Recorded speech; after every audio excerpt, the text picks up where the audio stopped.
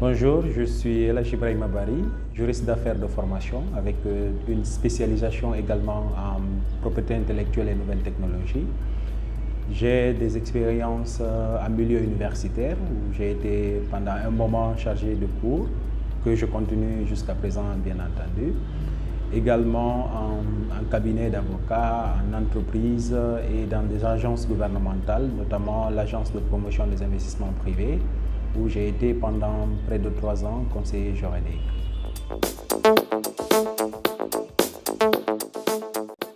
Pour communiquer sur vos initiatives, pour avoir une large connaissance de tous les organismes et institutions d'appui, pour trouver des réponses à vos interrogations, c'est tous les samedis sur la capsule de l'IAMA à 10 h.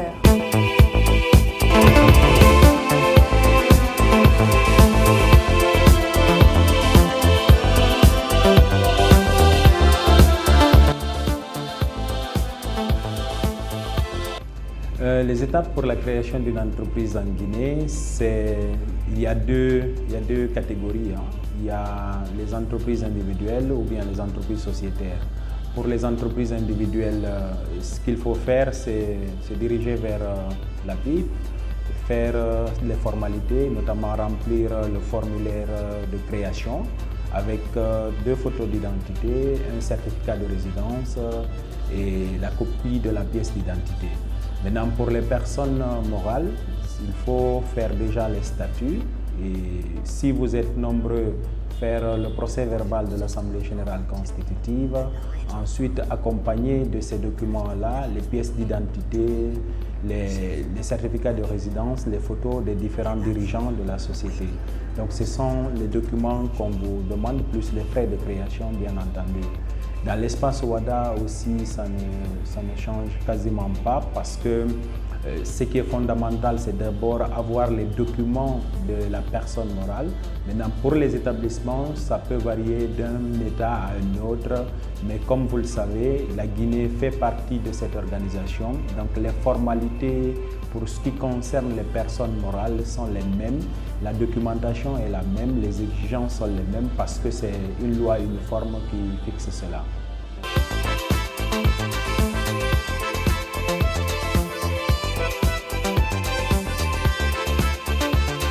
Les formes juridiques disponibles en Guinée sont les mêmes qui sont disponibles dans l'espace WADA. Nous avons 5 formes de sociétés.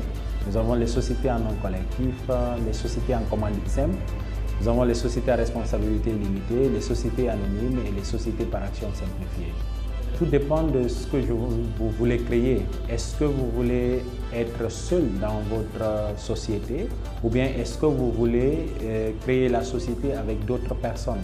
Si vous voulez être seul dans votre société, essentiellement au niveau de l'espace WADA, il y a 3 formes de sociétés qui peuvent accepter qu'une seule personne soit associée ou actionnaire. C'est la société à responsabilité limitée, c'est la société anonyme et c'est la société par action simplifiée.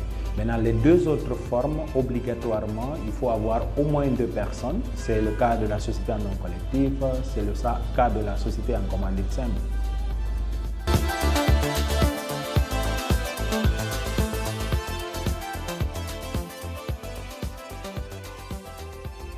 La création de l'entreprise est différente de ce que vous allez en faire. De toute façon, les éléments ont été réunis pour permettre une création rapide et efficace de ces entreprises-là, mais ce que vous allez en faire dépendra de vous. De toute façon, ce qu'il faut retenir, c'est que si vous créez une entreprise, vous avez des obligations vis-à-vis de l'État, vis-à-vis éventuellement de vos clients, de vos fournisseurs et autres, mais on va se focaliser un peu sur ce que vous devez faire parce que, comme vous le savez, vous créez une personne morale qui va devenir contributeur dans le budget de l'État. Donc, il va sans dire que vous allez être obligé de payer des taxes et impôts et vous allez faire certaines cotisation. Lorsque vous employez un personnel, vous allez avoir certains prélèvements de certaines administrations, parce que si justement vous exercez une activité économique, c'est parce que l'État a essayé de mettre en place un certain nombre de choses pour faciliter cela.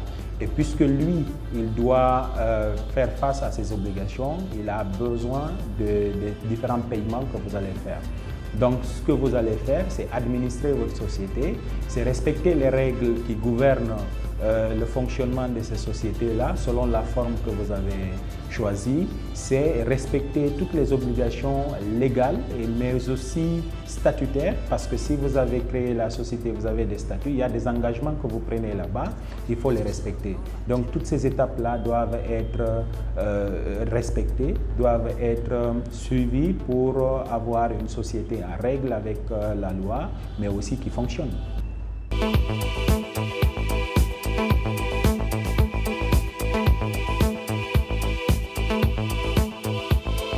Mon conseil va être simple. Aujourd'hui, il y a des mécanismes qui sont mis en place. Je pense aux centres de gestion agréés qui ont été mis en place par le ministère du Budget, justement pour faciliter cette transition. Parce que généralement, quand vous créez votre société, surtout pour les jeunes entrepreneurs, ce n'est pas évident, surtout d'avoir déjà des marchés, d'avoir des contrats. Mais on a mis en place ces centres pour permettre d'accompagner les jeunes, et que ceux qui payent ne soient pas décourageants, ne soient pas quelque chose qui va mettre un terme à leur aventure entrepreneuriale. Et ils vont bénéficier d'un certain nombre d'accompagnements, notamment en termes de formation, en termes de suivi, pour qu'à la fin de l'accompagnement, qu'ils puissent être véritablement des contributeurs.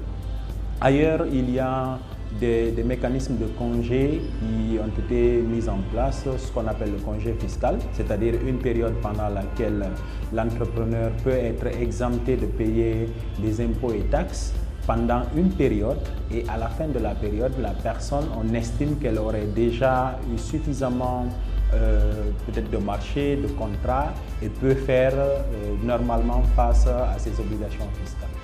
Mais également, si vous prenez dans l'espace OHADA, il y a un statut qui a été mis en place. Si on le mettait en œuvre, ça allait aider énormément les jeunes entrepreneurs.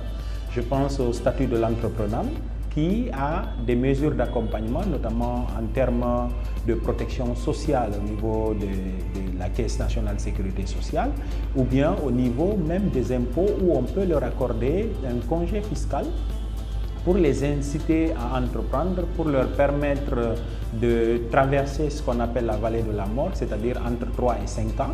Et après, ils deviennent véritablement des acteurs dans l'économie et ils peuvent valablement contribuer à ces obligations fiscales-là.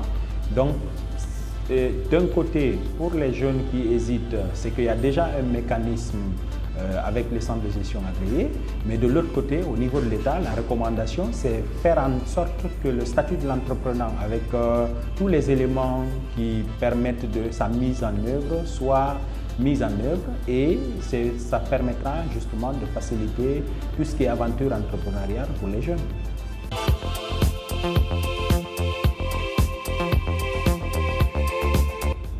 Peut-être pour terminer, c'est déjà inviter les jeunes qui entreprennent. Et quand je dis jeunes, ça peut être des jeunes et ça peut être des jeunes expérimentés.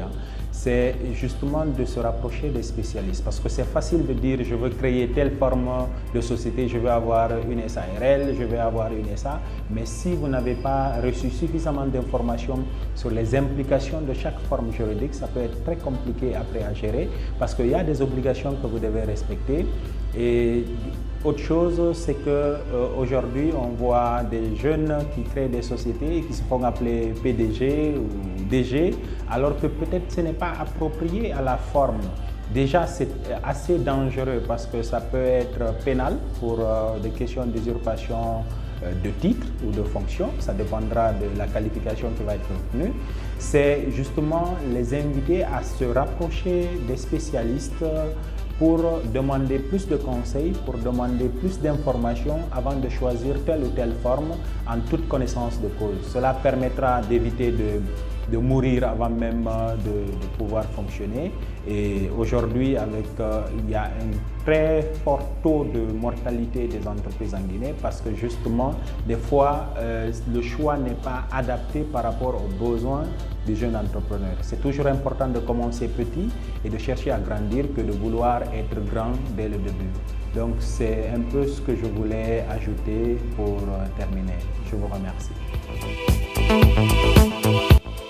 Vous êtes entrepreneur, start-up, PME ou tout simplement acteur de l'écosystème entrepreneurial, la capsule de Riama est faite pour vous. Retrouvez-nous sur tous les canaux digitaux de Riama Social Entrepreneur.